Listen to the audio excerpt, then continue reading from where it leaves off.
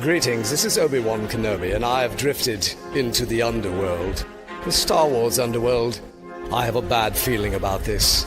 Here we go. We must go to the lower levels. The underworld. You've taken your first step into a larger world. You're after something. Ben. Since I've started the underworld, I've met so many great friends. Chris. I grew up in the 1990s, and mall packaging is nostalgic for me. Dominic. What I love most about Star Wars is that it's fun, and it's all-round good times. So, this is where the fun begins. May the Force be with us. This thing really moves! Woo! I like this!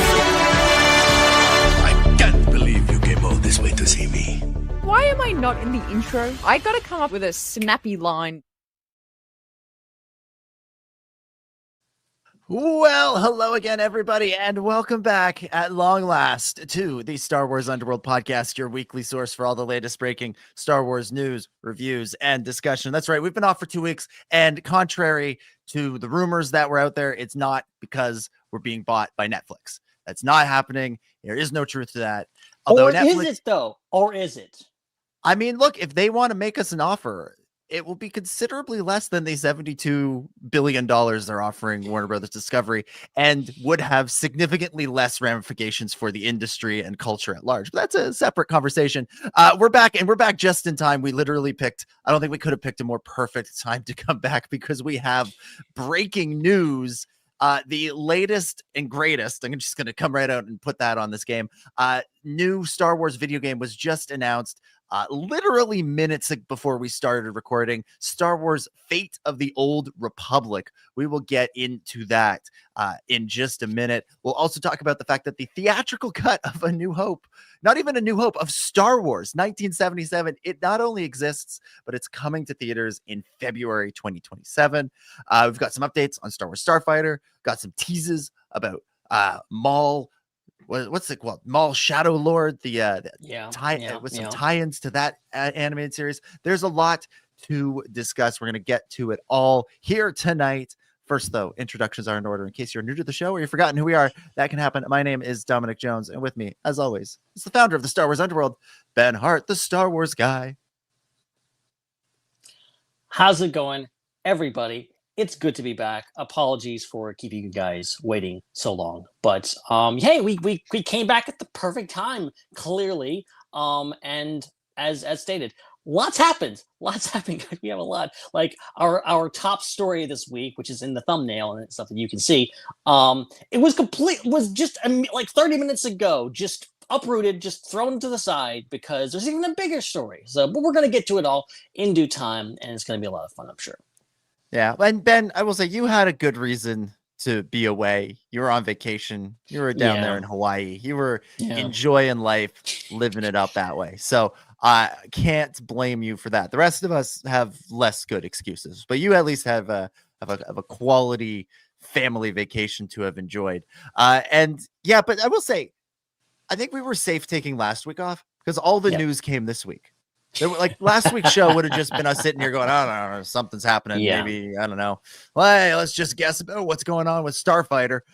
This week, though, 3 or 4 pretty big stories, 2 major ones that we'll get to right off the bat. So like it was the right time to take a little bit of time off and the right time to come back. So there we go. I think we've justified it enough. So we'll remind you, so that you'll never miss a show if we're on or if we're off. Make sure you subscribe to Star Wars Underworld on YouTube, on Apple Podcasts, Spotify, wherever you like to listen to the shows. Super chat with us during the live show if you want to guarantee your question being included in Ask the SWU. Who knows if we'll have time for that this week? I don't know. Maybe not. But super chat with us nonetheless, and we will get to it in a future week if we don't get to it this week. Or you can become a channel member if you want to support the show financially. Subscribe and review on Apple Podcasts, Spotify, YouTube Music, however you like to listen. Why did I hear myself? Technical difficulties again. And special shout out to everybody that included us in their Spotify Wrapped. If we were one of your top podcasts of the year, thank you. Join the Discord between shows to keep the discussion going and participate in weekly events like game nights, movie nights, all that stuff. Follow us on social media at the SWU, and check out the rest of the programming on the Star Wars Underworld Network. That's the Raeside, that's Ion Cannon, that's Tales from Beyond the Galaxy, and that's the Tractor Beam. All right, let's get into this thing, and we'll start with the literal breaking news from moments ago. Star Wars Fate of the Old Republic, the new video game from Archanaut Studios and Lucasfilm Games, directed by Casey Hudson, he who directed the original Star Wars Knights of the Old Republic video game back in the early 2000s. Also a big part of the Mass Effect trilogy. Not a ton of details right now on the game. A teaser trailer was released. It's mainly for the vibes. There's not, I don't think there's a ton of story in there. You basically see three people, a human, an alien, and a droid, get off a ship, walk around on a planet, walk up to an older ship. They see something through a hatch, and then we get a close-up of a face and a lightsaber comes on. It's a good trailer. Yeah. It's a quality teaser. Teasing. A+ teasing. But I think it is literally just about the vibes, because StarWars.com also featured an interview with Casey Hudson and someone from Lucasfilm Games, Douglas Riley. The two of them talked about how they're really early in development on this thing. They're still working out the story. They're still working out what exactly is going to happen in this game. I don't think we're going to see it for a few years. But it is happening. It is announced. They've put out a trailer. And we all know with Star Wars video games, when you put out a trailer, it definitely happens. Let's go live now to our live stream of Star Wars Eclipse. I think this one has a much better chance of happening, given the fact that they've loaded it with that heavy Old Republic moniker. It's an MMO RPG, or no, it's just an RPG, single player storyline. Not a direct continuation of the Knights of the Old Republic franchise, so not Knights of the Old Republic 1 or 2, not a continuation of the Old Republic, which is an MMORPG. Yeah. Seems to be canon, as far as we can tell. Yeah, that's the assumption, I suppose. They don't directly address that, but given that, I feel like if it wasn't, they would leave with it. So until they say otherwise, we're going to say that this is our first foray into the Old Republic in the modern era of Star Wars, something that is post 2014, let's say, because the Old Republic itself kicked off sort of 2011, 12-ish then. So, Ben, I've done my best to do a terrible job of recapping the information. I'm going to throw it to you for your reaction to Star Wars Fate of the Old Republic, or FOTOR, as I think we should get used to calling it. Is that what we're doing now? We've already decided. An hour after this thing has been announced, we are deciding FOTOR.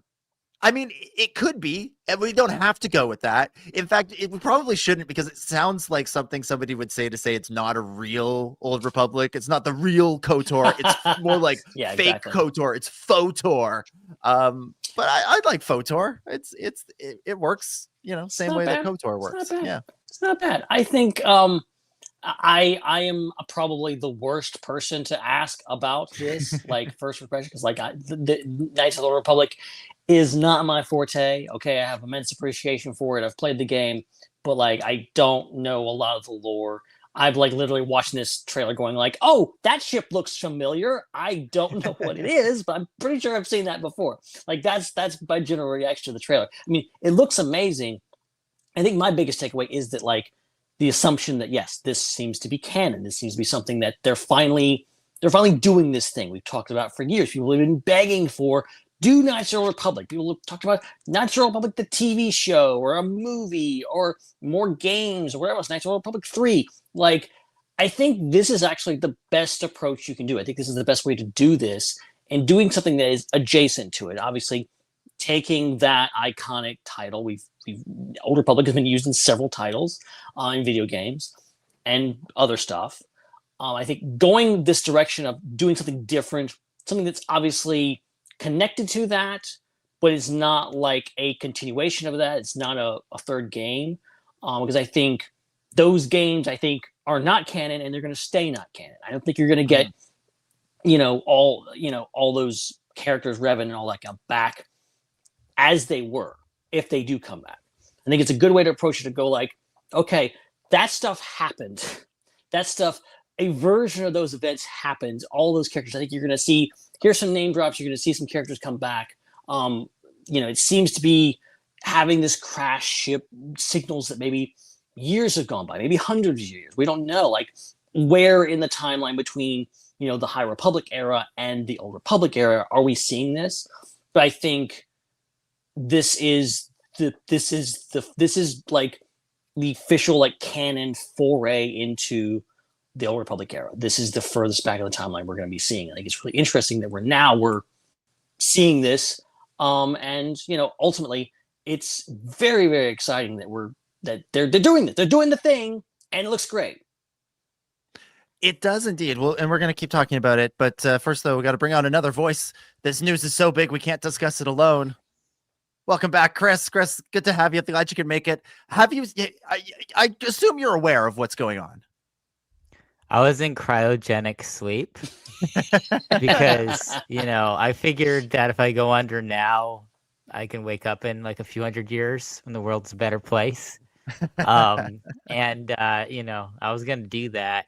And then somehow I picked up on the fact that there was an Old Republic trailer, and so I woke up just for this to talk about the thing that people have been wanting for like 10 years. I don't know how many years it's been. More Old Republic content. Yeah, more Old Republic content. And as Ben was saying, like, this is like the relaunch of it. It's like it's kind of, I'm gonna say it's probably gonna be a bit of like a reboot, a kind of a soft reboot. I agree with you, because I was basically I thought I'd be coming up podcast like 3 minutes earlier than I did, and the reason why is because I was watching the trailer and then I was reading it, speed reading as much as I could of the article that came with it on StarWars.com. And trying to assess that very thing, like, what is this? And that's basically, I couldn't read every single word of the article. I'm sure y'all have. But that's the feeling I was getting from the parts I was able to skim through, was that this sounds very much like a reboot. It doesn't sound like, I think it was specifically said this is not like a sequel or a prequel to the Old Republic or KOTOR. It's a new story, and they're excited to tell a new story, and that's the type of language that we've really gotten ever since Disney came around.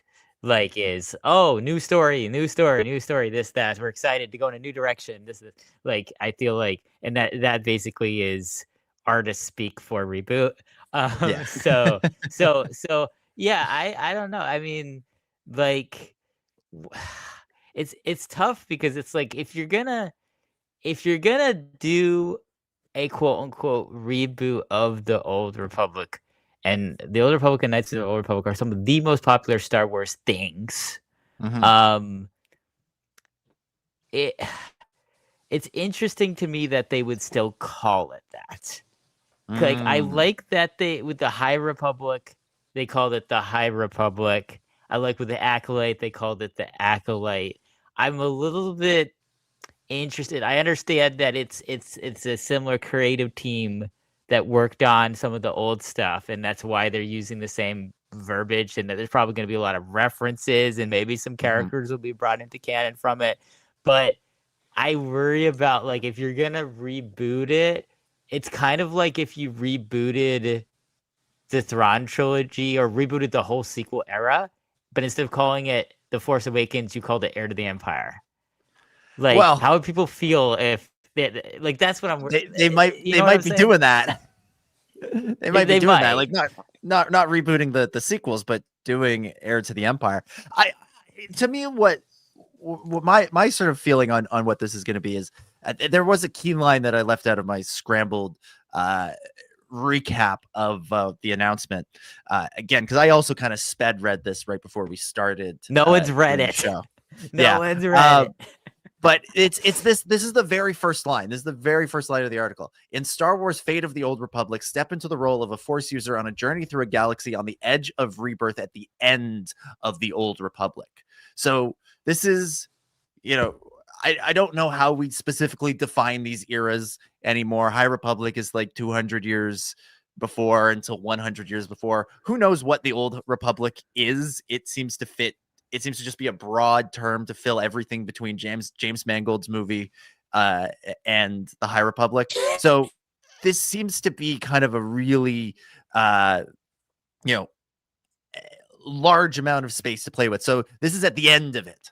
So you say fate of the Old Republic, there's going to be some transition stuff going on in the galaxy. But I suspect this character in the trailer, if that is a real character or that is just a stand-in for your create a character, you will go on in a mission, and that mission will involve investigating the past.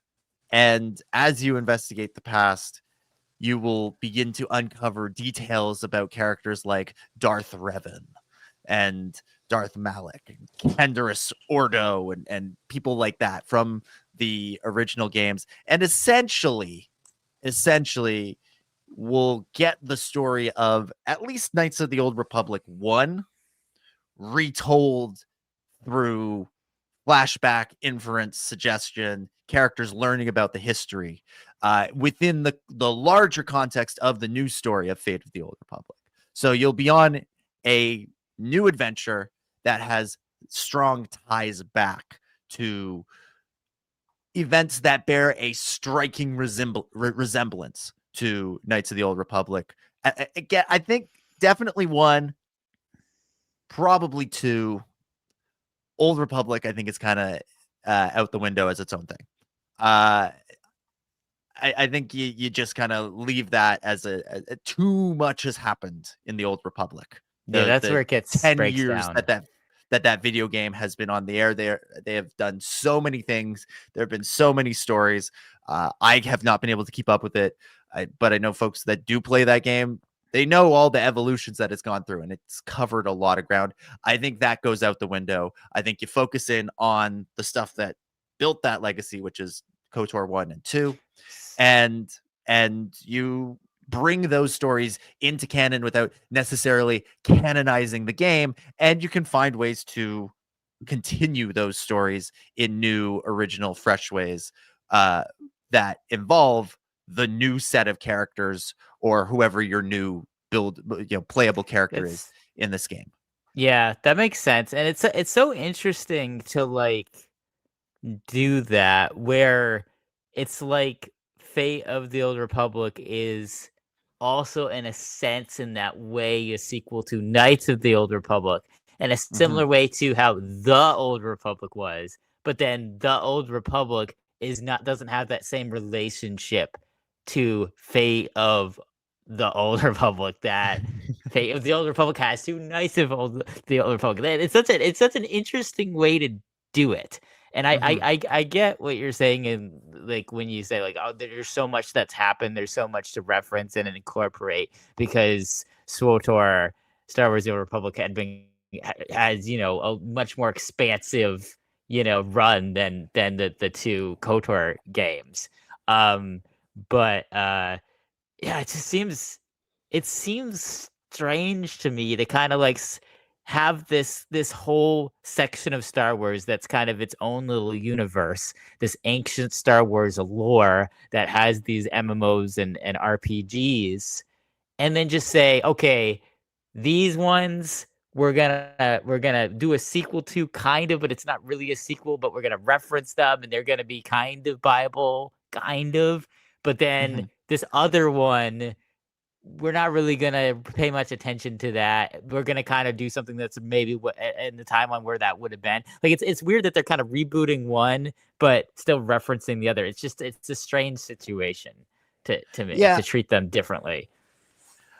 I think it's I see where you're coming from, to be sure. But I think for me, what I see this as, it is a reboot. Like it's nothing in those games is definitive as far as this game is concerned. This game is its own thing, and if they decide, you know what, that decision we made back in 2002, I don't know, let's not go with that. They don't have to go with it. But they love those games that they worked on. They're very proud of those games that they worked on, as they should be, because many people played them and loved them. And so they will bring in the broad strokes version of the story in their own way. It's sort of loosely tying it in, but the focus remains on whoever this new character is, whoever your new character is, as the player of the game. So I get where you're coming from. Like, the Old Republic certainly has a huge fan base, but it also wasn't the cultural touchstone that Knights of the Old Republic was within the sort of, gaming nerd subculture, where I think a lot of people played Knights of the Old Republic because it was Game of the Year in 2003. And Old Republic, I think people remember those trailers. Maybe those trailers can stay canon. We'll find some way to re-bring those things back in. But by and large, it didn't create those same ripples. So when you're bringing in that heavy title of the Old Republic, or subtitle of the Old Republic, most people hear that, they would think of Darth Revan. And so you'll find some way to do some epic reveal within this movie, if only, within this game, that reveals, this character is the great granddaughter of Darth Revan, or this ship that they're searching is Darth Revan's old ship, and it has, some connection to him and what he was doing after that game happened, blah blah, things like that. It'll essentially be Spider-Man No Way Home, where the main thrust of the story is about this character. It's set within its own timeline, but it will reference the events of previous timelines, potentially even bringing in some characters, probably not through like time travel, world hopping, or anything like that, but maybe some holograms and holocrons will reincorporate Revan and beyond. I think Revan's the key one, and everything after that's kind of gravy. I think, wasn't there for a while, I can't remember. Tell me what you remember about the concept of the KOTOR remake, because this is this whole thing that was happening for years, and I can't remember what exactly it was and whatever happened to it. I just remember everybody was talking about there might be a KOTOR remake. I don't remember much. It was announced, and allegedly is still happening. But what was never clear for me, was it a remake in the sense of like it's a brand new game from scratch with modern graphics and modern this and everything like that? Like, essentially, the equivalent of going from the animated Lion King to Jon Favreau's Lion King, right? Like, is it like that, or is it one of those things where they're taking the game as you remember it, as you know it, as you played it in 2003, and just kind of making it work on modern consoles, game systems, all that stuff? Is that what they're doing? And it's never been quite clear to me what it was, and it's remained vague. Every now and again you get a little update from the developer, and it's just sort of like, yep, still doing it. And we've seen nothing since like an original teaser trailer that was just basically some old dialogue from the original game over a new looking Darth Revan, which could mean anything. Yeah. I mean, this is like, what's interesting about this is KOTOR obviously was fantastic. It was a fantastic story. Like you said, won a bunch of awards and was very popular that year that it came out. And it's like, you can do two things. I feel like you can either tell that again, like remake it in a next gen modern way, because that was like over 20 years ago, and things have evolved much. You could do so much more now than you could then, and you still have those amazing characters and storylines and things that everybody loves and has been one of the biggest video game lore contributions that Star Wars has ever had. to the point where it's expanded out into other types of media too, like novels and such. And you got your merchandise, your action figures, and everything. It's got so many other multimedia aspects to it than just KOTOR. Or you do kind of what the Acolyte or the High Republic have done, and you just make a whole new thing. Or James Mangold, you make a whole new thing. And I feel like they're trying to be in the middle of these two things. I feel like they're trying to have their cake and eat it too. And they're trying to be like, okay, we want to tell a new story. We want to do what the High Republic did. We want to have new characters and this and that. But at the same time, we still kind of want to capitalize and ride the coattails of the success of this project that happened 20 years ago. So we're going to have a name that incorporates that name. And we're going to have, we're going to say that it's going to, be inspired and affected by that lore. And I feel like what that does is it sets it up to feel like it's in the shadow of something that was greater than itself. And that it's kind of going to be a similar thing to what we get with a lot of Star Wars, say, television projects and films that come out sometime between, or like are in the timeline sometime between Revenge of the Sith and a little bit after the original trilogy, where it's like you just feel like, oh, they're just making it to make as many references as they can to the original trilogy. And so I'm like, are we just gonna be just going through this game being like, okay, how many moments can we get where we're like referencing something from KOTOR, and is that going to be like the main appeal of the game? And is the unique story of the game going to even be good enough to stand on its own and rival KOTOR as the next like Star Wars game of the year? Or is there going to be so much energy being diverted into making it tied into KOTOR to capture that built-in audience, that it's just going to live in the shadow of KOTOR, and it's going to be like the KOTOR nostalgia game? And it's like, if you're going to do that, then just make KOTOR again. Like, if the main reason why you're making this is to make a KOTOR thing, then just make KOTOR.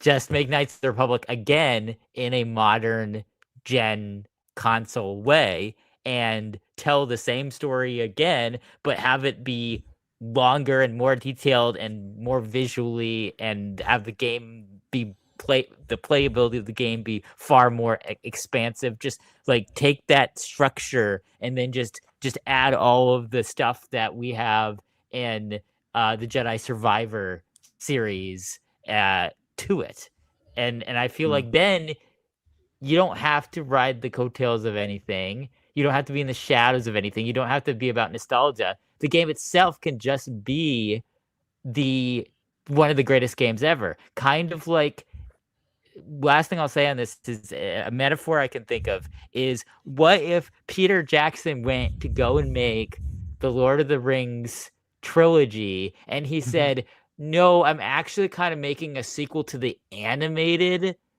Lord of the Rings films, and it's going to reference the lore from those films, but this is a new Lord of the Rings story. That's what it feels like, compared to like, let's just make Lord of the Rings in live action. Is it that, or is it Deadpool and Wolverine? No, it's not Deadpool and Wolverine, because if it was Deadpool and Wolverine, this would be Revan and Vizsla. Okay. Is it? But this is why I think that's I think this works. I think this is a good way of doing it. It's a legacy sequel, to be sure, but it allows it to be a new game, but it can reference the past. It's less like saying, okay, we're gonna reference the animated Lord of the Rings movies, and more like saying we're gonna reference the novel The Hobbit. It's that's what's happening here. This stuff that happened, it's relevant to the backstory, but it doesn't have to overtake the story of this game. That's the challenge for the developers. That's the challenge for these people making it, is to not let it become The Force Awakens. It has to be its own thing. It has to be its own story, but you can incorporate your backstory. You can have that story of KOTOR be the backstory to this game without it just being reference. This to me is more exciting than a remake of the original game. This to me is like, okay, we're going to try something new. We're going to do something, move something forward. But obviously we'll find out in 10 years when this game finally comes out. It's the name and the marketing of the announcement that I have the problem with, because it's like, if you're gonna do that, don't call it what you called it, and don't make it all about we're bringing the KOTOR person back, because okay. Oh, why? Okay, why would we not make a big deal? Because you're gonna compare it then. Okay, it's like, how cool would it be if you have a... So are we banning this person from making Star Wars games? Like, no. How cool would it be if they said that the person from KOTOR is coming back to make a completely new game, but they didn't call it, they didn't have the word the Old Republic in the title, and they just said this is just a new, completely new Star Wars video game. Has nothing to do with the Old Republic. That's the key part. Has nothing to do with the Old Republic. And then we played the game, and there was all those references, and we would be like, cool, look at all these cool references to the Old Republic. That's awesome. Then it would be a bonus to have that stuff, instead of now it's like, if we don't have that, then what's the point? Because that's what they're pinning it on. It's like, okay, you know what? You've convinced me. And you know what? When they brought back the guy who made the Clone Wars to do a live action show, they shouldn't have called it Ahsoka. They should have just called it something else. Because Ahsoka was in that. If they called this Revan the game, it would be perfect. It would be awesome. But I think honestly about Ahsoka. But it's set in the Old Republic. It's set in this era. That's what it's describing. What you're getting in the game. It's the characters, not the era, that make it. Like, but we don't. I would be shocked. I would be astounded if we don't get like Revan in this, like fully. Like, I think that's where this is headed, obviously. Like, and I think ultimately this is really the only option they have, is to do this, because if you think about it, you can do a remake, but everyone would hate it because it's the same thing over again. Like, I'm talking like a real remake, not we're taking the game, we're like upping the graphics and doing like a reboot, whatever else. You can do a sequel, but the old games are not canon, so how do you do that? And then, or you can do just like a whatever. Like, there's so many options, but like most of them are not good. I think doing something that's like, okay, this is a spiritual sequel to this, and going like, okay, we're going to do this over here. So it's not connected, but it is. And we can use that iconography. That's the thing in Hollywood, especially these days, or video games or anything. It's just like, take something familiar and do something new with it. And I think this is the way to go in regards to taking this, and they can cherry pick what they have, and they're not married to the old story and what is canon, what is not. I think that's going to be left intentionally ambiguous. I think certain things you'll be left wondering, what's canon from the old stuff? Well, what you see in this game is going to be canon, and that's going to be it. And it'll be inferred that it's all a legend, it's all spooky stuff that happened way long in the past, and we don't know exactly what exactly happened, and whatever version of what those events is, whatever you want it to be. It to me, it's just this. It's continue. It's a new game. It builds on the legacy of the previous games. It doesn't have to go the route of just being reference. It can be its own thing. And if it is its own thing that has a couple of references sprinkled in here that brings back the feeling of playing the old games, then you've succeeded. Then you have an audience that's on board. To me, there's no way around calling it something the old Republic, but that's where we want. We're gonna be getting Old Republic things until the end of time, until the Earth blows up one day. We're gonna be getting something the Old Republic, because it's a line from the original movie and it's very iconic. It's very cool. So obviously we're gonna be that they're just gonna reuse that forever. And it just happens to be associated with a very popular and very legendary video game from 20 years ago. Yeah, so that's more reason for them to reuse it. Yeah, there you go, Ben. It's not even a reference to the video game. It's a reference to Obi-Wan Kenobi. That's what I'm going with now.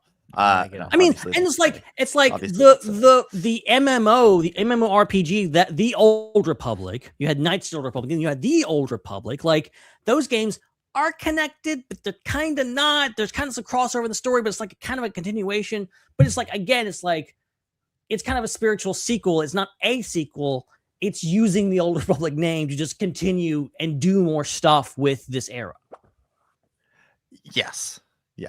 What is interesting, what's something else that's interesting about this to me is that they are, I always assumed, and maybe this was a wrong assumption on my part, but that they were holding off on introducing new big eras, in non-film or television mediums until they did a film or television show there that could set the big epic story for that era. Obviously High Republic kind of wound up being a little bit sort of backwards. It worked backwards there, but I think that was originally meant to just be a publishing thing, and then Leslie Headland came in and said, actually, my story takes place around there. Can I do a whole bunch of tie-ins? That would be fun. This one, I was waiting, and as I think a lot of us were for the last 10 years, for the announcement of Fate of the Old Republic, the TV show, Fate of the Old Republic, the movie, Fate of the Old Republic, whatever. Yeah. That was a trilogy of movies, maybe made by like David Benioff and D.B. Weiss or something. That was some epic story from 2,000 years before The Phantom Menace that would establish this era. And I do like that they are not limiting themselves to that. I think it's a little disappointing that we never got a story like that in movie or TV, but I like that they've gone, all right, can't do everything in every era all the time. We have to focus our live action storytelling in probably one or two eras. So we want to do things on other eras. Let's try other mediums. And so they're going with the medium that made this era famous in the first place to relaunch it. Again, interesting that they're setting it at the end. That does leave them a lot of leeway to, if they wanted to, do a trilogy of movies or 5 seasons of TV or whatever down the line and not be totally boxed in by other things. But if this game is big enough, much in the same way that a lot of people, love Darth Revan and want that story to be made into a movie, you could certainly see this character or the things that are established by this game be seriously referenced, seriously adapted into a movie or a show, similar to how the Acolyte pulled in a lot of the High Republic book stuff in its design and its feel and its vibes. And I suspect if we ever do see an Old Republic movie, it'll do the same with this game if this game is successful and actually happens. That would be wild. Let's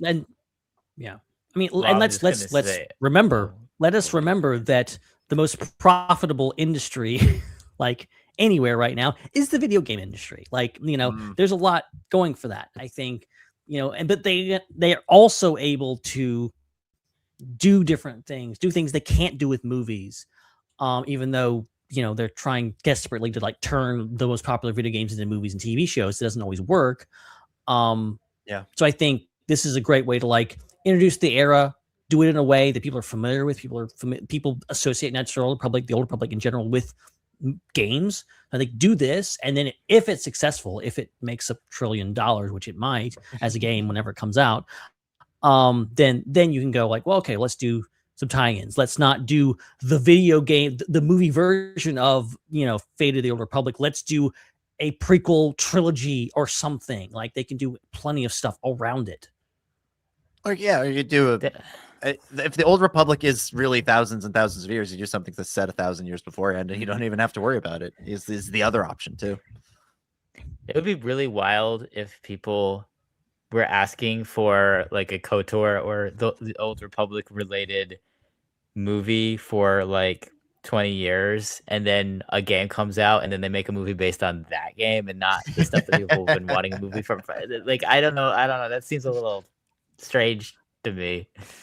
Well, they'll make a story set in the Old Republic era that pulls the design and look inspiration from this game. I think that's more likely than a direct adaptation of this. And as I think we've just spent a lot of time discussing, the design and look inspiration for this game will come from the OG Knights of the Old Republic games.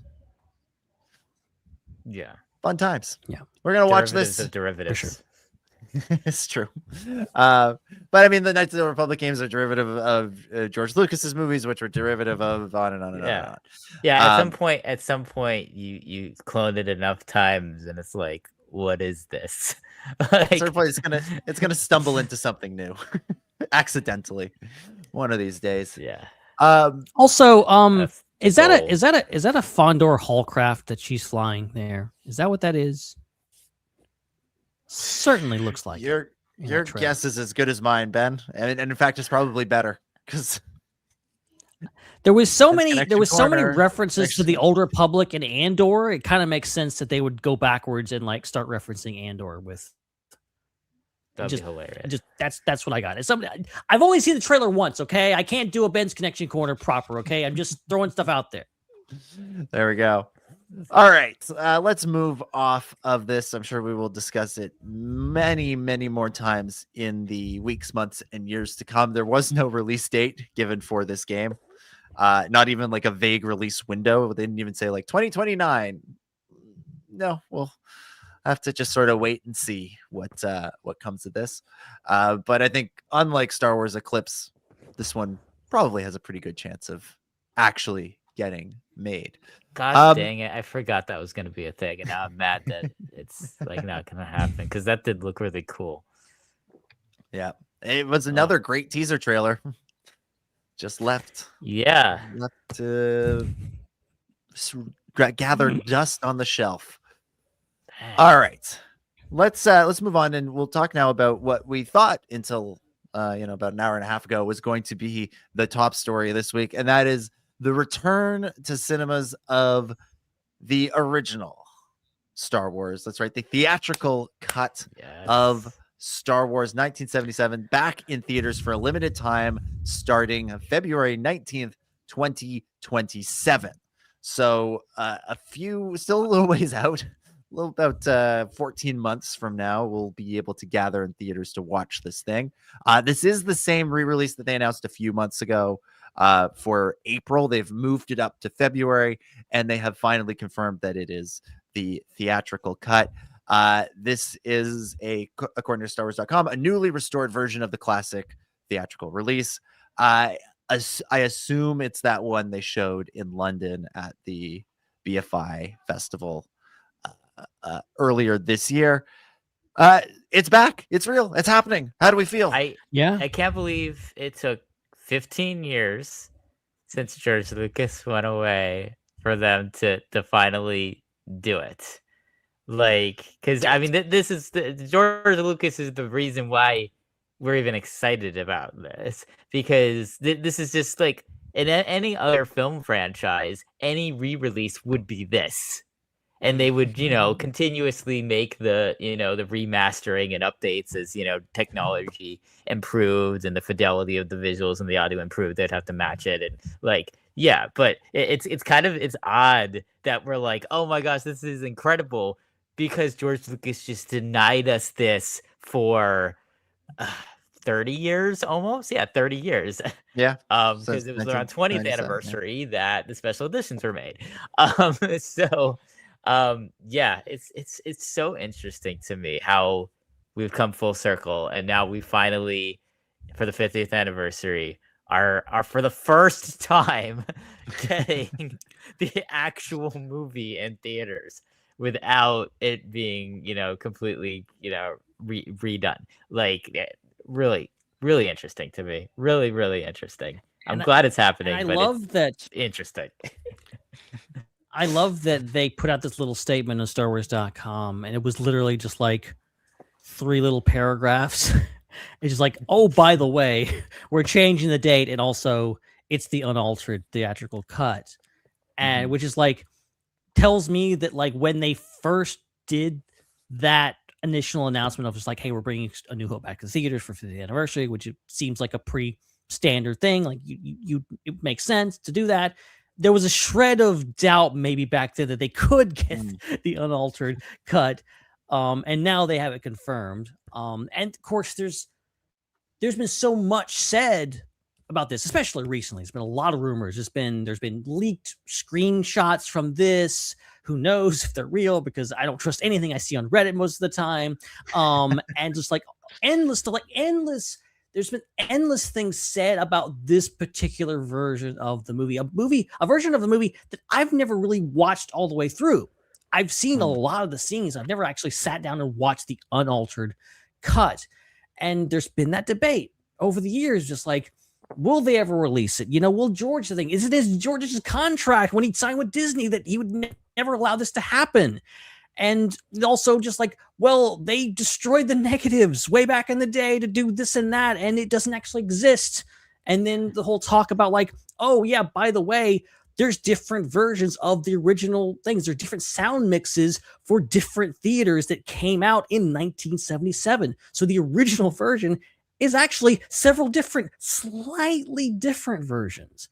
And just like the whole culture around this and the conversation we've had over and over for as long as I can remember, like, could this happen? Should this happen? For film preservation, for whatever else people want to see the movie that they saw in the theaters. It's crazy. I feel like it can't be overstated how big of a deal this is. That this is happening. Yeah. Because it is. It's a great thing. And I think I've always agreed with the idea of just for film preservation, for the fact of you have this movie that changed the world, and technically speaking, you can't see that version of the movie anymore. That's wild. I will always respect George and his vision, his ability, and his ownership, and his right to change the movie that he made and do what he wants with it. But also the other side of that coin of just like, can we just watch the original? Can we just see the movie that everyone freaked out about in 1977? The fact that that's coming back, I think, is great. It's wonderful. It's crazy news, and I think it's going to be much better. From what I'm hearing, again, who knows if this is true or not, but like, they've been working on this for a very long time.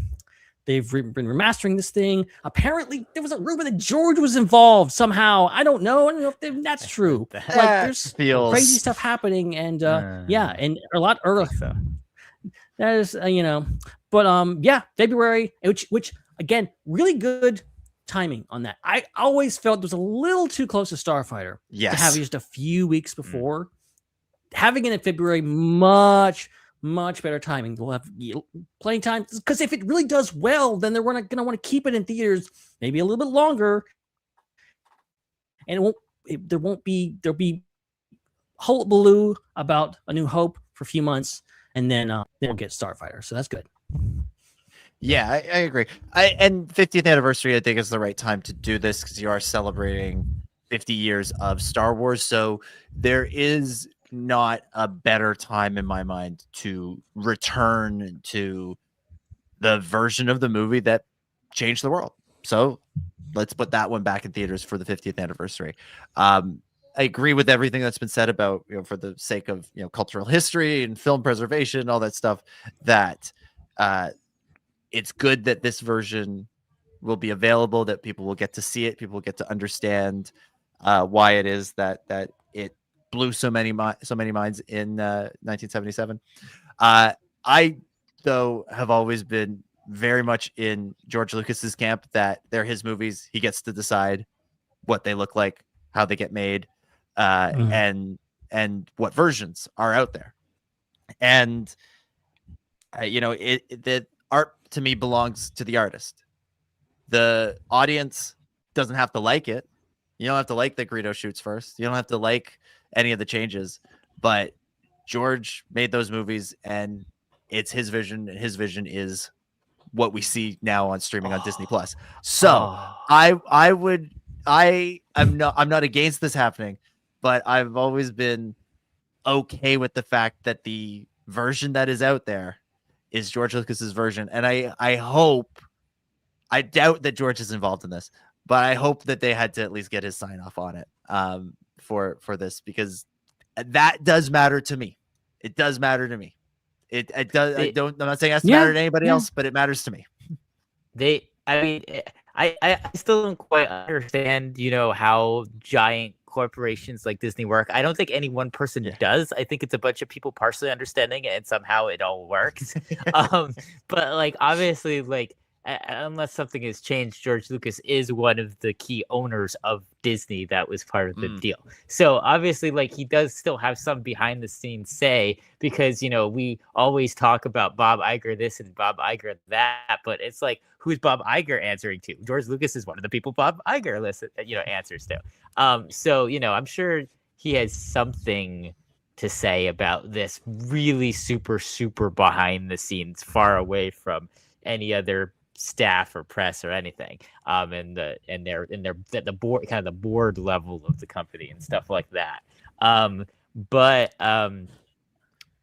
what you were saying made me think about something for the first time, which is, what's the over under on opening day / night of this movie, the Han Greedo scene when the shot happens gets applause? Oh, it's like 98% likely to happen. Especially at, like, if you go to like some like special screening of it, if some kind of like premiere screening, if they do those, like, it's gonna be whoops and hollers. It's gonna be ridiculous, but it's gonna happen. Why do I just like feel joyful of the fact that there's going to be people that are going to be so confused? It's almost like a schadenfreude for confusion. Like, the people are just going to be like, why is everybody applauding the fact that the shot just happened? I don't get it. It's not that big a part of the movie. I mean, I get it that he killed him and it's cool that he beat him, but like, why is everybody applauding this? I don't understand. Why are they standing up? Why are they still applauding? It's been 2 minutes. What, this isn't cons? Well, the other thing that's going to happen, and what if though? Go ahead, Ben. Go ahead. No, all I'm going to say is, what if? I know, but what if George signed off on this is due to the fact that he put it in the contract that you can change the movie and bring it back, but Han still can't shoot first. It just can't happen. We can sue them for that, for false advertising. If they say it's the theatrical cut, they mean it's the theatrical cut. We could do a class action lawsuit. It's gonna be the the version that screens in movies is gonna come from that print that they found in London, and from all the screenings that happened earlier this summer, which I say all, I think there were 2 or 3. It was very clear that Han shot first. That's gonna happen. The other thing that will happen though is, and this did come out of those London screenings, is some of the things that people have internalized over the years as that are part of the special editions that weren't there in the original movies. People are gonna be like, hey, where the hell was that? There's gonna be, I think people are going to be startled by the Death Star battle. I think that's going to be an eye-opening experience for people about just how much work ILM did on the special editions and subsequent re-releases. Not saying this is bad. I'm not saying this is bad. And it is, and I do agree that it is important that we get the people see the version of the movie that began all this. But there's going to be a little bit of it's going to be a bit of an eye-opening experience for some people that have internalized this idea of wanting the re-releases, that the original versions are so much better than the special editions, and you're gonna get caught a little bit flat-footed in a few places where you're like, oh right, I did like it better that Han shot first, but the fact of those ILM effects. Here's the thing. If they continued to make the original cut of the film available on whatever the newest media was and put it on streaming when streaming became a thing, I don't think you would have that whole debate of special editions versus original and all these people saying that the original is better, because it's just people who are salty because they can't have something. And that, I think that's why, because I have no doubt that the special editions and then the DVD editions and then the Blu-ray editions and the streaming editions, all the 5 different changes that we've had. Like, I have no doubt that each one is better than the previous one. They wouldn't change it unless it was better. George wouldn't change it unless it was better. The only thing that's up for debate here is should it have been completely inaccessible to see the original version, and it's exciting that they've finally decided that it's accessible again in a way, and that's cool. But there's no merit behind the changes ruined the movie or made it a worse movie. Like, creatively, some of the things like the shooting first thing is open for interpretation of what's the best choice. But as far as like the effects go and the added scenes and add this and that, like all of that made everything, all 6 movies, because they've all gotten altered, better. Yeah. Oh yeah. And for the record, Han should have always shot first. Like, I'm not even going to argue. I think that I do think that like that when George did that, it was a mistake, but it's his mistake to make because it's his movie. The other thing is that's interesting about this is I think if this announcement had come 10 years ago, like if they had done this for the 40th anniversary of Star Wars, I do think it would have been a bigger deal.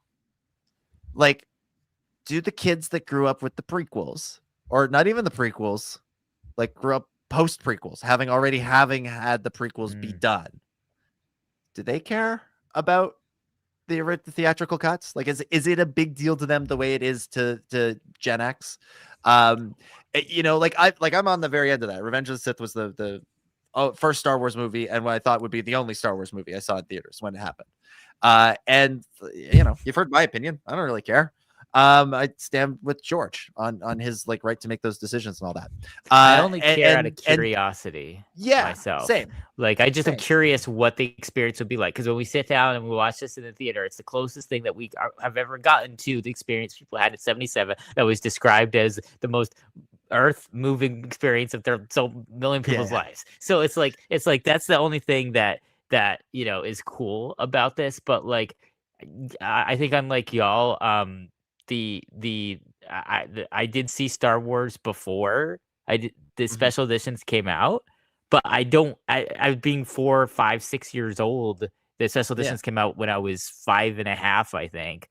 I don't remember the changes. Like, I don't remember a point like where, I was watching the movie and I'm like, oh, that's different.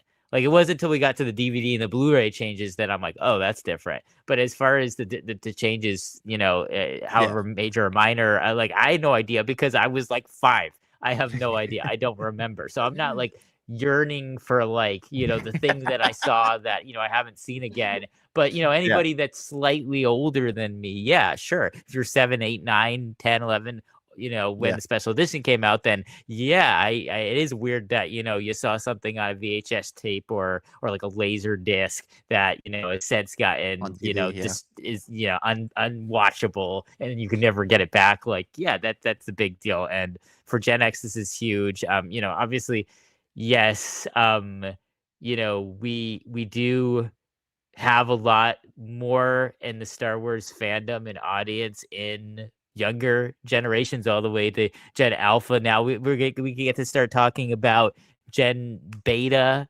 babies watching Star Wars cartoons for the first time in the next few years. But like Gen X, they're still all alive. It's still a massive cohort.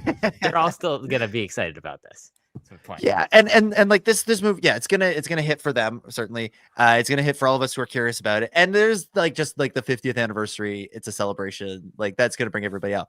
But because I was thinking about this, of the re-releases that have happened recently, like the biggest ones have not been like Return of the Jedi was in theaters for a week in 2023. People went and saw it. It was, it's not like the theater sat empty. But what was far bigger than that was the next 2 years, Phantom Menace and Revenge of the Sith. And that's where the energy is with people who either grew up with those prequels as they were coming out or were born in that time between Phantom Menace or between Revenge of the Sith and Force Awakens, where the prequel trilogy already existed. And so going to see those movies wound up being a a bigger deal. I'm not going to count the Empire re-release in 2020 because that was COVID times and it was weird to go to the movie theaters. You could, in a theater of 200 seats, you could buy 40 of them, sort of thing. Like, it was really a strange thing. Rogue One re-release kind of was more about pumping the tires of Andor. So again, sort of leave that aside. This is the first one of the original trilogy where it's sort of like, okay, we're gonna see where the energy is for the OT re-releases compared to the prequel re-releases, which were pretty big. And I expect the fact that 50th anniversary, original theatrical cut, like those two factors will elevate this one in a way that the Return of the Jedi one almost felt like a little bit of an afterthought. And I think it was sort of like announced like, hey, it's happening. And then 2 weeks later it was in theaters. Whereas Revenge of the Sith and Phantom Menace had sort of month-long buildups to it actually happening, so people could get excited and get their plans together. Yeah, and the prequels, they're a lot of them are being re-released for the first time. We had that Phantom Menace 3D re-release in 2012. But then we never got Attack of the Clones and Revenge of the Sith released in 3D, which still boggles my mind to this day why that didn't happen. They're done. They exist. They're done. Yeah, it's why wasn't it part of it? And I thought it made a decent amount of money compared, but I don't know. I don't know. I went and for the Revenge of the Sith re-release earlier this year. I went inside in 4DX. You know what was missing from the 4D experience? The 3D. 3D. It just was the water. Existed. The water effects and my seat shook around so much. Dragged a friend there to see it who doesn't really like Star Wars, but she likes the 4DX thing. It's being thrown around like it's a whole it was this whole wacky experience. I'm like, but you forgot one part of it, and it's not like that part would have required any extra work. The seat shaking required the extra work. Yeah, it makes no sense. But anyway, the point is, yes, they did do Phantom Menace, but they didn't do the other two. So I'm not surprised that the Attack of the Clones and Revenge of the Sith re-releases were more successful than Return of the Jedi, because we have already gotten Return of the Jedi in 97.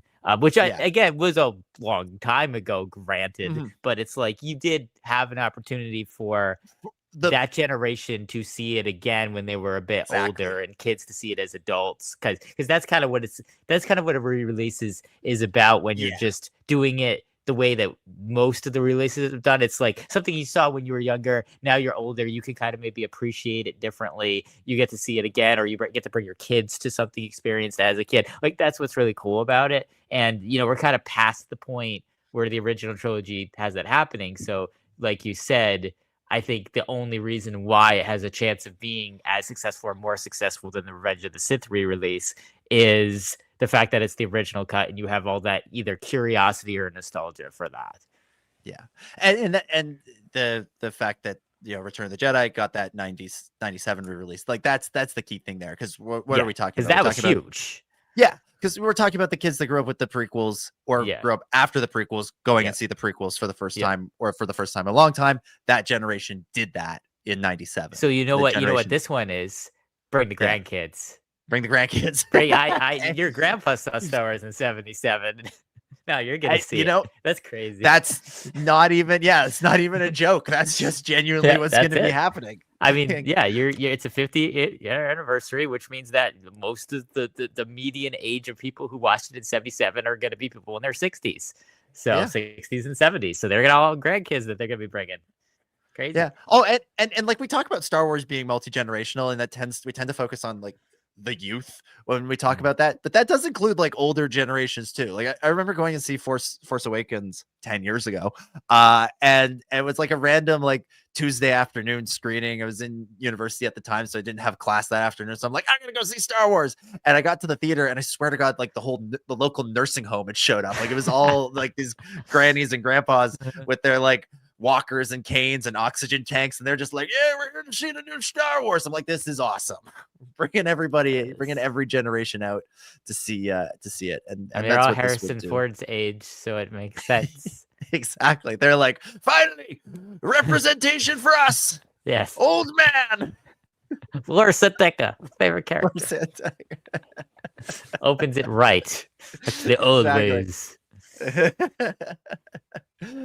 All right, so we're gonna have a lot of fun in February of 2027. Again, sort of 14 months from now, watching this movie. The question that remains is, what about Empire? What about Jedi? I suspect, to go along with this theatrical release of A New Hope, some kind of home media release of the whole trilogy in theatrical cuts. Hey, May 4th, 2025 or 2026. Wouldn't that be a real fun thing to say? Hey, a year from now, you'll be able to buy all these, or be able to stream all them, or whatever. And then we get them in theaters in 3 and 6 years in the appropriate times. Yeah, and when maybe we can. Yeah, and then we can have the 4DX experiences for them as well. we can. And then the only 50th anniversary left will be Phantom Menace, and then we're all going to be dead. Oh, great! Yeah, that's fun. That's really great. More for the Rogue One 50th anniversary. Yeah, Rogue One 50th anniversary. We'll survive to the Phantom Menace 50th anniversary. What 50th? Will we make it to the 50th anniversary of The Rise of Skywalker? That's the real question here. So here's the thing. I have a thing about this. It's actually a thing I tell people.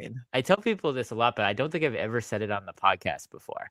I actually have a very specific goal in my life. Okay. All right. Which is that I want to break the only Guinness World Record that can be broken by doing absolutely nothing, which is being the oldest person to die. Okay. Which is a weird way of saying it, or the oldest person to have ever lived, or however you want to say it. So for me, to outlive Jean Calment of France, I have to live. Is it Jean or Jean? It's a woman. Oh, okay. So it's not Jean. I don't know how to say the female version, but it's Jeanne, however you pronounce that. Oh yeah. Okay. Yeah. How old is she? Yeah. So now she already set the record because she died. Okay. But she lived to be 122 years old and some change. So basically, I have to live till 2114. That is my goal, to make it till 2114. So I'm not thinking about 50th anniversaries here. I'm thinking about what's the 100th anniversary. So 100th anniversary of Star Wars Rebels is about what I'm trying to go for. That's the last thing you watch before you die. It's the 50th. It's the anniversary of just spark a rebellion and get to the end. Yeah. Yep. Because and it would be very full circle because I was at the premiere of that movie. There you go. So there we go. Or Nailed episode, it. I should say. Yeah. Movie episode event. Yeah, I was at the premiere of the episode at San Diego Comic-Con in 2014. And so I will die immediately after watching the re-release of that episode in theaters for its 100th year anniversary in the year 2114. So I will watch it, and I will die in the seat in the theater. I'm gonna have to take my body and move it out. Oh, I feel this ain't gonna be messy. I feel bad for the theater staff in 2114. Boy, those people are gonna have a day. But hey, they'll get to be on the news, I'm sure, because the news will still exist. The news. Oh gosh. All right. There we go. Star Wars The Theatrical Cuts coming to theaters February 19th, 2027. Mark your calendars. And we're going to have some fun talking about it and watching it all together, celebrating 50 years of Star Wars. And then a few months later, we'll have Star Wars Starfighter to take us into the future, take us into the next 50 years. Okay, what else we got here? Let's get into some Maul stuff. Maul Shadow Lord, or Shadow of Maul. This is a new 5-issue comic book series from Marvel Comics. It's a prequel to Maul Shadow Lord. It's written by Benjamin Percy and Maddie Beck. Musabekov. And that's who's doing the art. It's a 5-issue miniseries. Leads us into the series. It will launch in March. So, interestingly, I want. Here's my question. Does this tell us when the show is coming out, because it's coming out in March at the same time as the comic book? Or are they going to be bold and exciting and do the launch of the series after the comic book? Let it be a true lead-in. We can read this book over 5 months or 5 weeks if they wanted to, shrink the release window down, and then basically you can finish reading issue 5 and start watching episode 1, or will issue 1 come out 2 weeks before episode 1, then episode 1 begins and we watch the show, and as we're watching season 1 we get to go back and learn some of the backstory simultaneously with the book. That is my question. That's what I would like to know. Nobody's going to give that answer, I'm sure, for many more weeks. I like the prequel idea. Like, I like what they did with like Catalyst and did they do it with a New Dawn novel as well? Did that come out before? Yeah. So for doing a comic like prequel to the Mall Shadowlord show, I think would be pretty cool to get some hype there, and I think it would putting a bit of a more audience to it, because people who are really excited for the show might want like an early like preview of what's going on. Yeah, I feel like if this is coming out like week to week or month to month before the show, I'm like there every issue as it comes out, reading it as it goes. If it comes out at the same time as the show, probably waiting till the whole thing is done. Maybe waiting for a trade paperback. Like if it's the hype leading up to the show, I'm there. If it's simultaneous or even after, I'm waiting. Because you already have the show. You already have your fix in the show. You already have something new every week. Exactly. I think I do like that they're doing a proper tie-in. We don't get proper tie-ins the way we used to. I know we got there was some stuff for Acolyte, but that all came after. Andor only gets like spiritual tie-ins. Mando hasn't had any tie-ins. Obi-Wan, Ahsoka, Book of Boba Fett, they don't really get tie-ins. They get adaptations, but nothing else. Bad Batch had a novel, but the novel came after. Like, this is like a proper, like you said, it's like Catalyst. It's like a New Dawn, this is what they were doing 10 years ago. And they seem to have moved away from it. For whatever reason. I don't know if maybe it's the production lead time on the show is so much longer that they are able to do something like this, but I'm glad they're doing it. And I think they should do more of it. I think they should make more of an effort to have these things, come out and interact with each other, not in a way where you have to read the book to understand the show, or even that you have to watch the show to understand the book, but in a way where if you watch and read both, then you get a more enriched experience.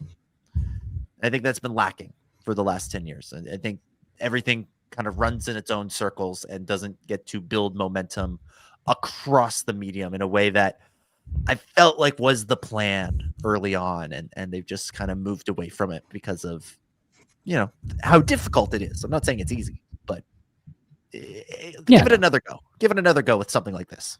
I mean, it's like, I get why it's difficult to do that, because you don't know like if the story is finalized for what's coming after it, and you kind of have to produce them at the same time. Like, it takes a lot of communication, and then it takes energy away from both people making it. Like, I get the logistical, real world reasons why it's difficult to do a tie-in prequel or tie-in anything that comes out before the bigger thing. But like, I feel like if you gave things enough lead time and enough thought, and you had enough coordination, you could do it more. Yeah, I thought what the story group actually does is largely misreported. But I thought that was supposed to be one of their responsibilities, was to be the go-betweens from these guys, not to tell people you can or can't do that. That's not canon. But to be like, job. Yeah. But to be like, the script for Maul Shadow Lords, their season 1 is done. So let's get them over to the writers of the comic book so they can read them and know what they can and can't do in the book and set it up and vice versa. Send the scripts of the book over to the guys who are writing the show if they want to read it and maybe incorporate something from that into season 2. Find a way to sneak some of the details from this in. But we'll see. We'll see if they try. They're trying again. We're trying again. So we'll see if it brings us there. So here's a little bit of detail about Maul Shadow Lord revealed from the Marvel announcement of the comic book. They say, quote, "The upcoming animated show Star Wars Maul Shadow Lord will reveal Maul's plan to rebuild his criminal syndicate on Janix, a planet untouched by the Empire. The Star Wars Shadow of Maul comic book series introduces this new setting and cast, including Captain Brander Lawson and his partner, a droid named Two Boots, as they investigate shadowy dealings on Janix." And if we look at the cover, I think we can see Lawson and Two Boots along with So I wonder who those characters were. Yeah. I kind of want to go back and revisit the scene with Maul in not the Siege of Mandalore, but the Martez episodes. When Ahsoka spies on his meeting, because I feel like that scene, I don't think it's like essential to the show, but it might lay a little bit of groundwork for what we can expect him to be up to in the age of the Empire. Because in Siege of Mandalore, he's trying to stop Palpatine stop Sidious from coming to power, but presumably it doesn't really change what he's doing, what his goals are as a crime lord, as he declared himself back in season 5. Oh man, now you're making me mad that Han Solo wasn't in those episodes. There's that great scene, I think it's in Siege of Mandalore, where he has all of the Shadow Collective people, or I guess proto Crimson Dawn people kind of assembled the council, and one of the Mandos says something like, she's told them all to go into hiding. And I think like there's a Faline there because they're part of it. Obviously the Pikes, and then Dryden Voss is there. So like that character model is there. That character is involved somehow. I think seems pretty like a thing. Oh, apparently there's a game. There's a game announcement. Looking it up. Looking at the chat. Keep focused, Ben. Keep focused. We'll get to that. I'm sorry, Joel's distracting me. Keep focused. Keep focused. Keep talking about Darth Maul. I know. But no, I think that's really cool. I think that also could really inform where we go with the show and what happens. So that's crazy. It is. I kind of want to do like a rewatch of all of the Maul episodes of Clone Wars now. I feel like that's going to be kind of essential viewing as we head into this next animated series. Yes. So as you alluded to just now, Ben, it looks like we've got a new announcement out of the Game Awards. Star Wars Galactic Racer seems to be the game. Currently scrounging for details. Not a lot out there just yet. Me too. It's from the developers of Burnout, it sounds like. There we go. But we'll see what we get. See what we get from it. There's some screenshots out there. Look kind of interesting, but it's it's a racing game in Star Wars. There's I don't think it's quite as epic in scale as. Now I'm mad that I didn't go to the Game Awards. I thought about it.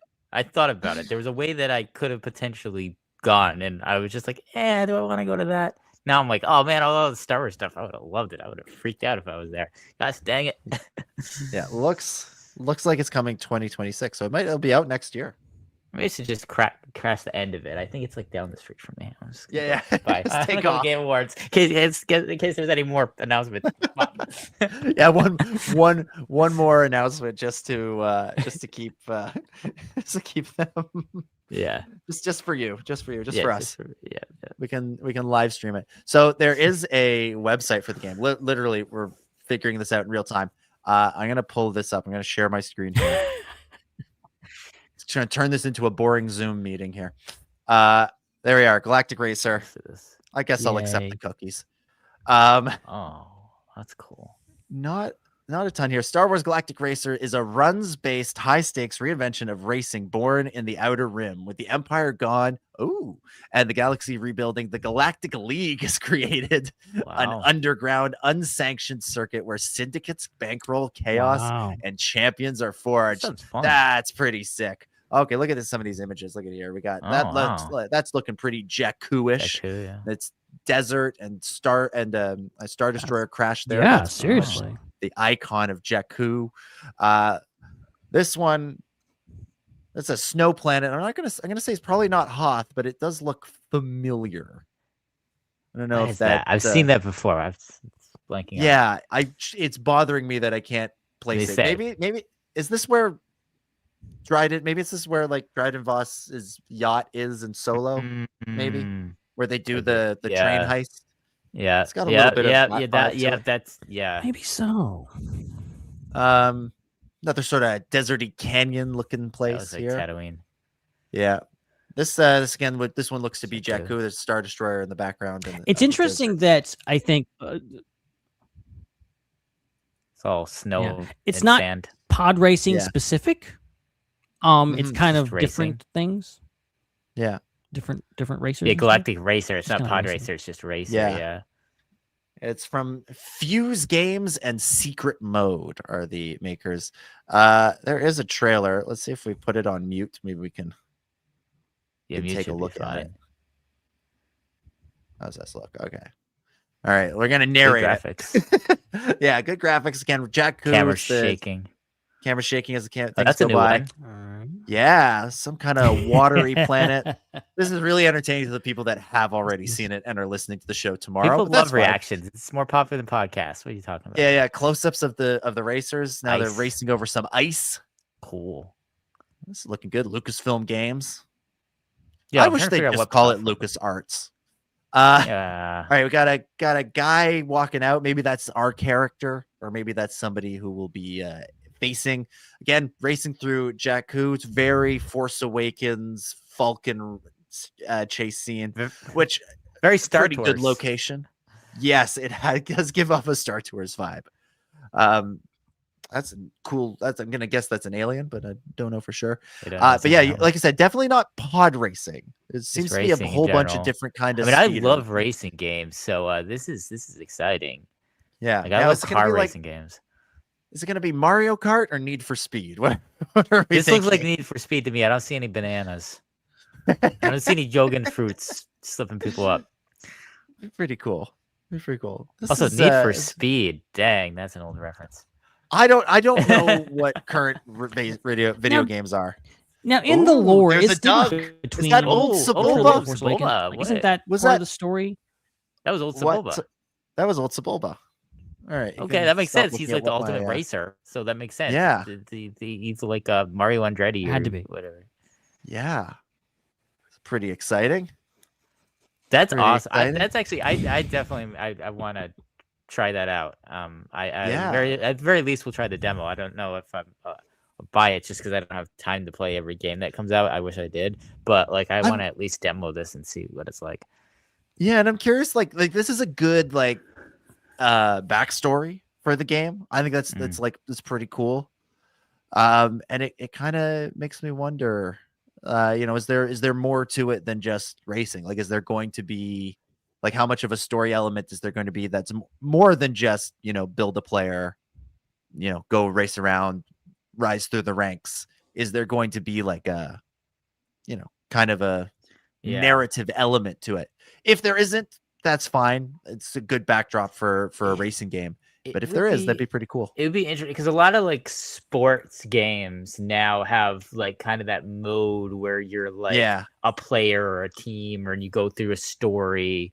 And so, I wonder if you'll have like you're like playing a racer the whole time, and you have the option to do like a story mode where, that would be kind of cool. That would be fun. Yeah, there's like a story mode where like, you're bankrolled by the Hutts. Yeah. And if you don't win, there's problems. And then maybe on the final championship race, the remnants of the Empire attacks or something, and it messes up the race or something. Or maybe it's just a racing game. That's fun. There you go. Star Wars Galactic Racer. Two announcements. One just before the show and one during the show. How about that? Yeah, they must be still going because it's only. I mean, assuming that I'm pretty sure this is in my area, so it's only 7:30 at night here. Actually, wait, my laptop's clock is messed up. No, yeah, it's 7:30. 7:30. Yeah. I was like, when I turned it on, it was not right, but it fixed itself. It's good. This thing's probably still going to be going for a bit. So who knows? We might, as we're continuing the podcast, we might get more stuff. I have to keep stalling, otherwise we'll just talk about it next week. Yeah, where is it? I'm just gonna go walk down there. Just break in. Where is this? As we've learned, you can just wear a high vis vest and get in there. Yeah, it's like if I got in the car, I'd be there in like maybe 35, 40 minutes. Like it's not that far from me. It's at a venue that I've been to many times in downtown LA. It's actually very close. It's actually extremely close to where Celebration is going to be. It's like down the street. It's like you have the Celebration venue, which is the LA Convention Center. Then you have the Crypto.com Arena, which is where the LA Lakers play and the LA Kings play. And then the next one over is Peacock Theater, which is where this is happening. So it's there you go. Right down there. Could this hypothetically, now I just want to talk about Celebration. Could this hypothetically be the big panel stage at Star Wars Celebration? Where in fact, E3 which was rest in peace, the big video game convention in LA. That needs to come back. I missed that convention. It was awesome. But anyway, they often would have events at the Peacock Theater in tandem with E3.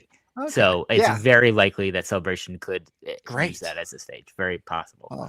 Yeah. Fantastic. So that's where we'll all see the world premiere of Star Wars Starfighter. That's where or will Starfighter be out? When is Celebration? Could happen. Celebration is before. Yeah. It was April, because May, somewhere in there.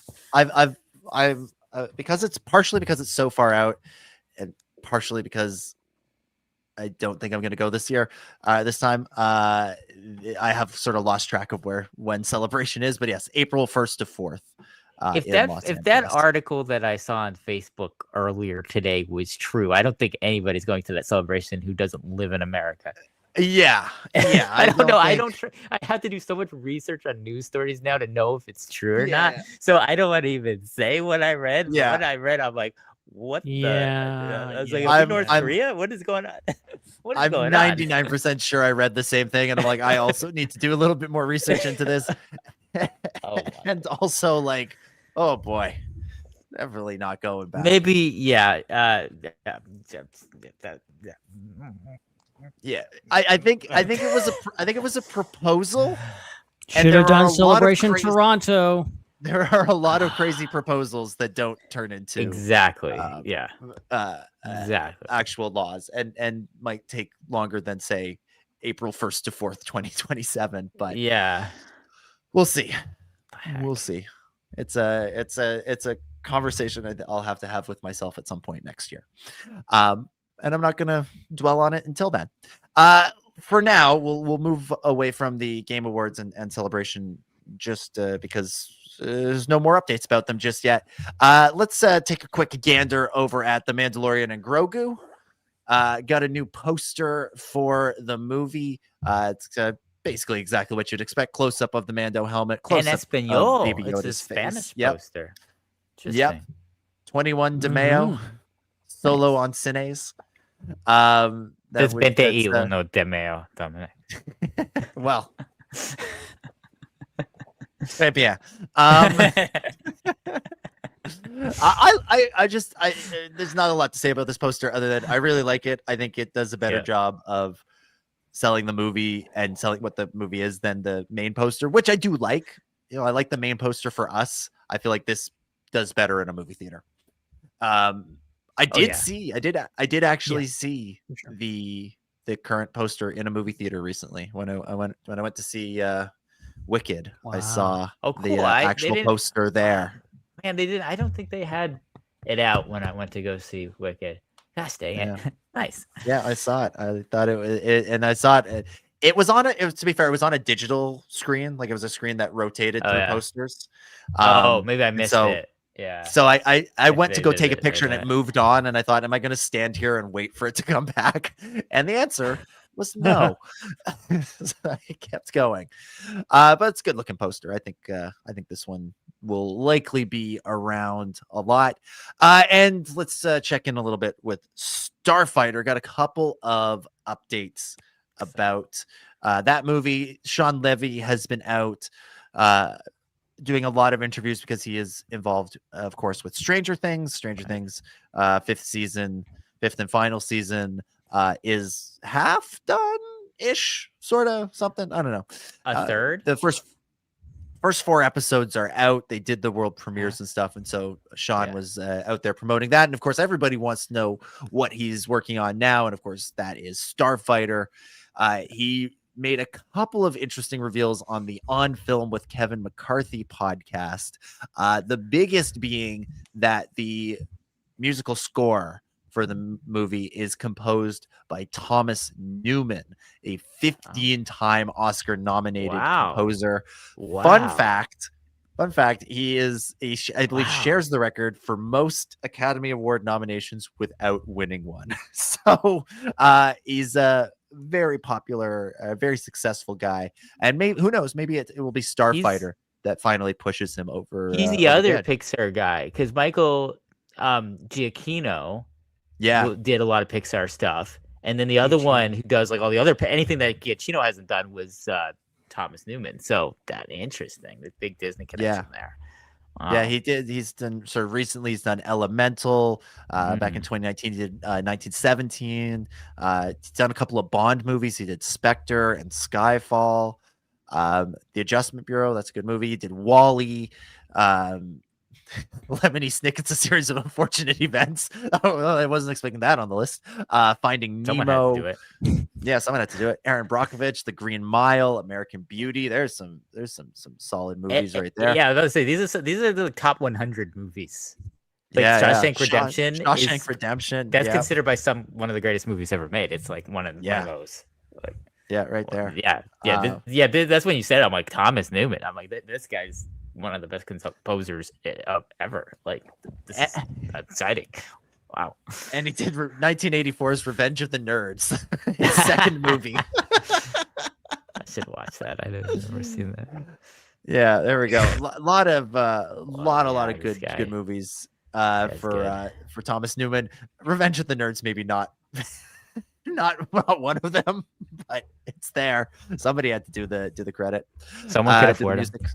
Yeah, and if you go back and you listen to the clip of Sean Levy talking about him, you can really tell that this is somebody that Sean really admires. He was his first choice to do the movie. He talks about the way that Thomas Newman will be able to build off of what John Williams did, and he's a similar type of composer, but he's not just going to go in there and remix a bunch of Williams stuff. So it's going to be its own thing, which is pretty exciting. It's going to have very Rogue One vibes to it. I feel like the way Rogue One incorporated Williams, but really built a lot of its own stuff. Like I feel it's going to be kind of similar to that. Yeah, I think you are right there. So that's what we've got. He also Sean Levy also had this interesting comment about working on Starfighter and how the third act of the movie basically got completely overhauled as they were working on it.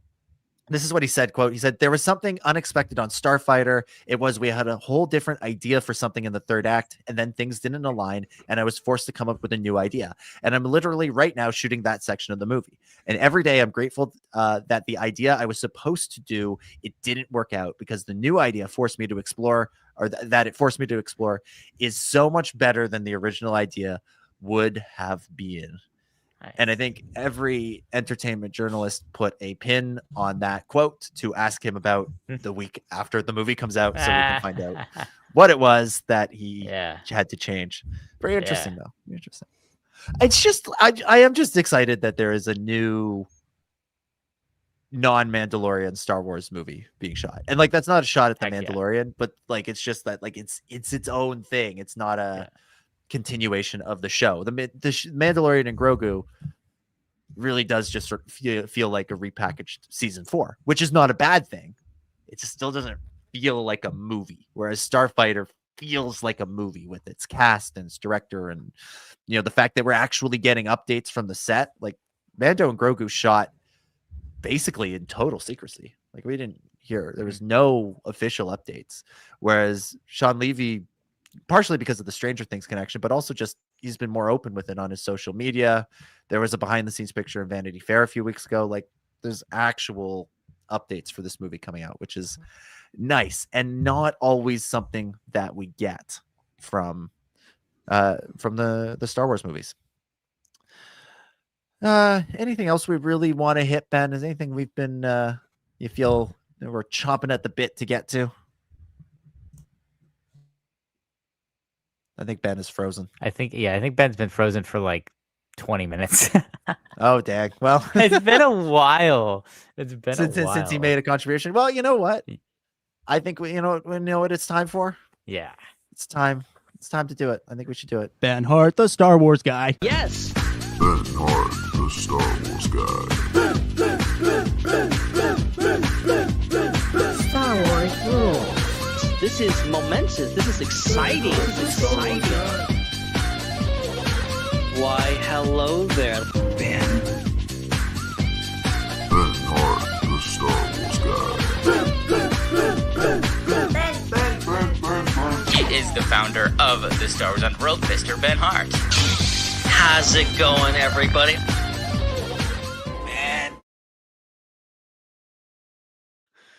Well, we may not have Ben, but we have. No. This one goes there. That one goes there, right? What was great about that is that you were partially frozen during that too. It was good. Very accurate. All right, let's. We had a super chat earlier in the show from Joel, so let's get to that. We get back to talking about this. Yeah. Joel says, honestly, so much of the pre-Phantom Menace past is so far removed from the saga, most of it can honestly fit right in anyways. Also, Revan is now because of Shadow of the Sith by Adam Christopher. Okay, well, he's canon in the sense that somebody referenced to somebody named Darth Revan existed. That's not the same the as name's canon. Yeah. As the story being canon, and as we were discussing and debating earlier, the question around the new game is whether it will canonize the whole story, elements of the story, parts of the story, one little detail from the story, or if it will just be left to legend status.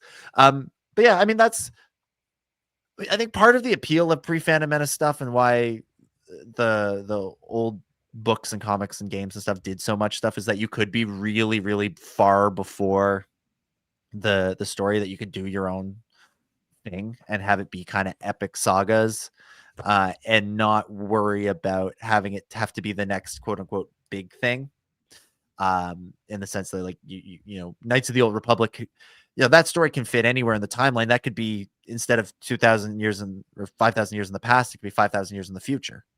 But by making it the future, that adds extra pressure on some of these stories, because it is then becomes a continuation of the Skywalker saga.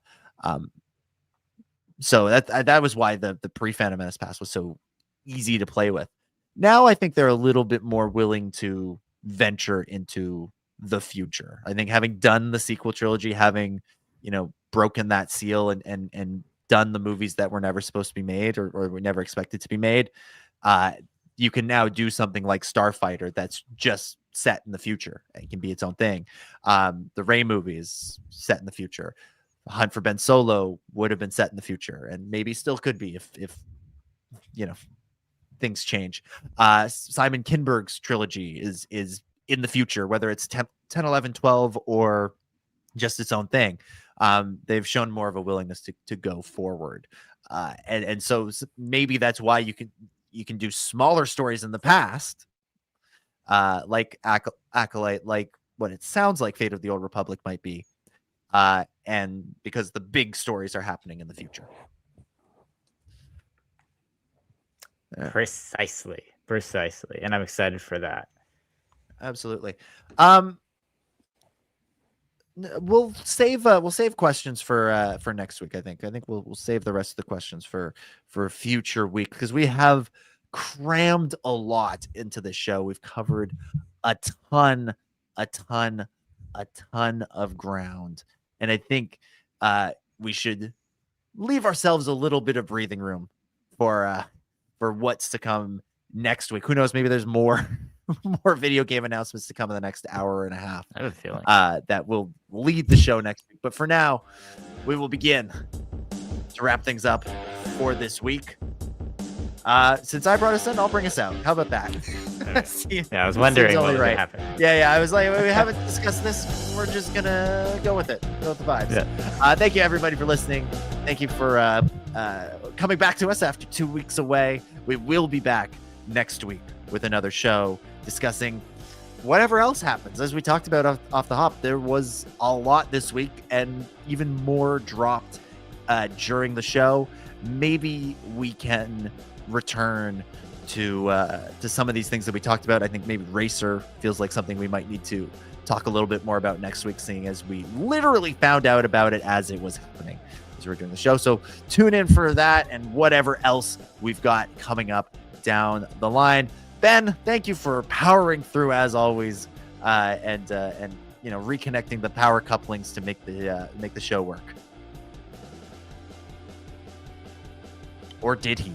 Maybe he didn't. Yeah, no, it was a pleasure as always, and you never know. But I think with this, with all, it's crazy that all the news that we got, there was apparently going to be another Mandalorian and Grogu trailer coming out today, but apparently they pushed it back because there was a rumor going around that was going to be an Avengers trailer, and they were like, we don't want to disappoint one. So I guess we could have had even more news this week is what I'm trying to say. Oh my gosh.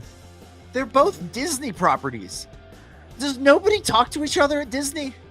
Is there no Bob that can run messages from one studio to the other?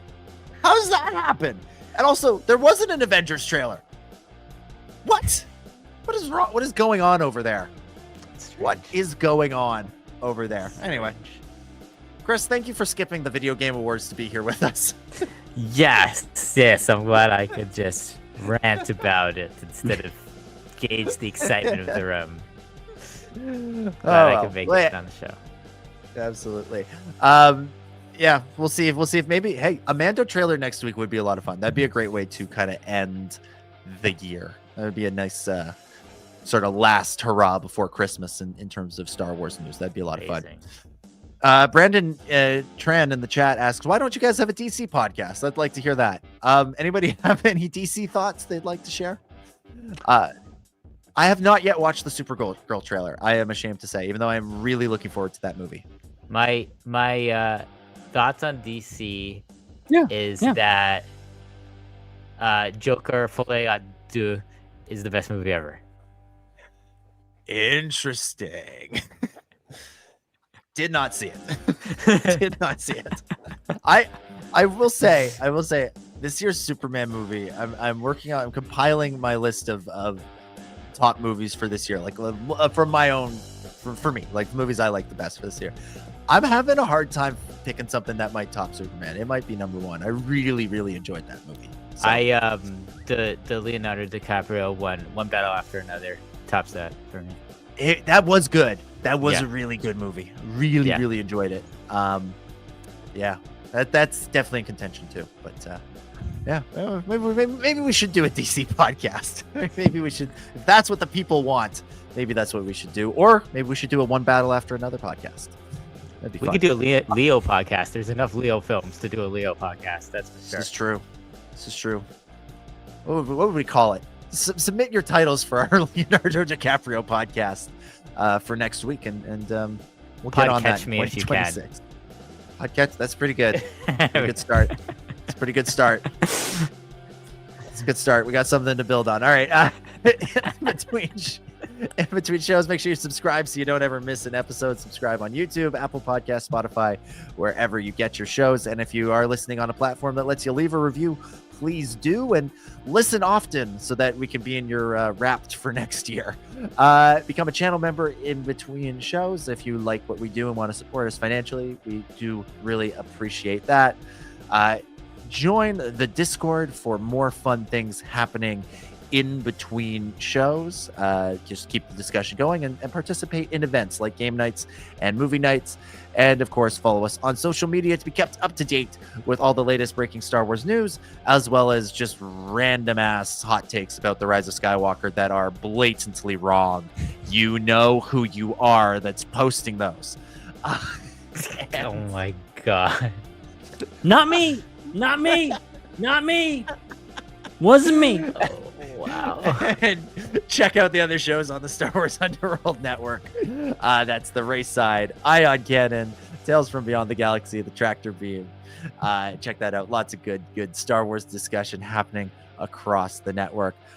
But that is it. We will be back next week. We hope you will join us then. For Ben, for Chris, for Hannah, who wasn't here, my name is Dominic, and may the Force be with you.